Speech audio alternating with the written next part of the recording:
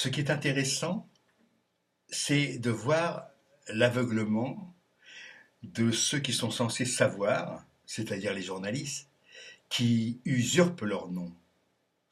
En tout cas, ceux que l'on voit sur les plateaux, ces gens-là ne sont pas des journalistes, ce sont des éditorialistes au mieux, ce sont des commentateurs, c'est facile de commenter, ou au pire, ce sont des propagandistes qui travaillent dans l'intérêt de leur patron, comme par exemple Monsieur Thomas Soto, qui était sur Europe numéro 1, et qui à l'époque, il n'y a pas si longtemps, se faisait 33 000 euros par mois, je dis bien 33 000 euros par mois, pour distiller la bonne parole néolibérale de son patron, qui par ailleurs est un marchand d'armes. Donc voilà, ces gens-là, c'est difficile d'imaginer qu'ils puissent mordre la main qui les nourrit grassement. Alors, ce qui est intéressant, c'est de voir par exemple M. Cohen, matinalier, bon, là il était sur C'est à vous, l'émission de France 5, et il était face à François Bégodeau, excellent François Bégodeau, écrivain, voilà, et qui il ne comprenait pas que Bégodeau puisse mettre en parallèle la violence des Gilets jaunes et celle qui pourrait se passer en Syrie si les Syriens se révoltaient contre Bachar el-Assad.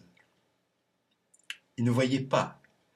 Et ce qui est formidable, c'est que Cohen a dit, mais je me réjouirais s'il y avait des manifestations contre Assad. Mais il ne voit pas pourquoi les Gilets jaunes se révoltent contre Macron. Il ne voit pas, il voit pas le rapport. Hein.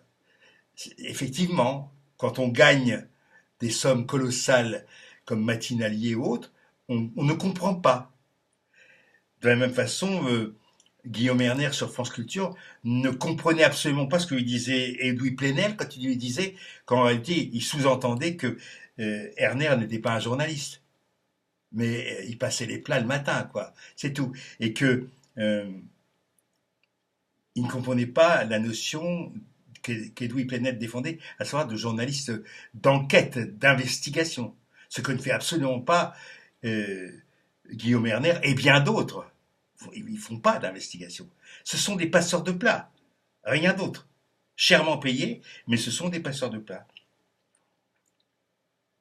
Je me souviens, à l'arrivée de Wikipédia, tous ces gens qui pensaient qu'ils étaient indispensables, qui détenaient la vérité.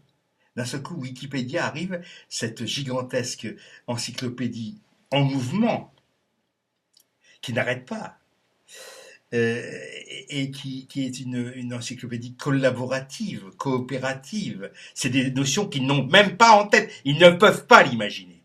Ils sont tellement formatés par des choses verticales, hiérarchiques, que ces gens-là ne peuvent pas imaginer que l'on puisse créer une encyclopédie horizontale, collaborative, coopérative, où le savoir s'échange et se corrige au fur et à mesure. Ils ne comprennent pas.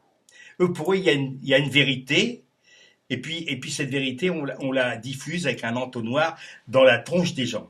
Ça ne fonctionne pas du tout comme ça. Pas du tout. C'est fini en tout cas. Ce genre de truc est terminé. S'ils n'ont pas encore compris que il y a eu un monsieur qui s'appelait Wegener, qui il y a longtemps, il y a quelques années, début du siècle, avait trouvé que les continents s'emboîtaient bien, quoi. Que l'Afrique, l'Eurasie et les Amériques s'emboîtaient. Et il en avait déduit que peut-être autrefois il y avait un grand continent et que ça s'était fracturé. Il ne connaissait pas cet homme, il ne pouvait pas connaître la dérive des continents et la tectonique des plaques. Ce monsieur a été vilipendé, complètement, il a été vilipendé. Il a été rejeté par la communauté scientifique. Comme d'ailleurs Benveniste, qui a parlé de la mémoire de l'eau, et qu'on est en train, après l'avoir traîné dans la boue, on est en train de s'apercevoir que peut-être ça n'était pas si idiot que ça et si fou que cela, la mémoire de l'eau, que ça pourrait expliquer bien les choses. Eh bien, ces gens-là avaient raison, contre tout le monde, avant tout le monde. Alors on les a traités de cinglés et on les a vilipendés. Ce que font beaucoup de prétendus journalistes qui suivent le mouvement. Mais il n'y a pas que, je veux dire, lorsque mon médecin me prescrit du Mediator pendant 3 ou 4 ans, il croit qu'il détient la vérité. Grâce à Dieu et à ma bonne santé, j'ai échappé au pire. Et mes coronaires vont très bien, je vous rassure. Voilà, donc c'est très bien. Je dépasse un petit peu. Il faudrait que je reste dans, comme me dit un, un spectateur, enfin un copain, quelqu'un qui me dit, c'est bien ça, la durée d'une chanson. Voilà, c'est un petit peu une grande chanson, genre Léo Ferré.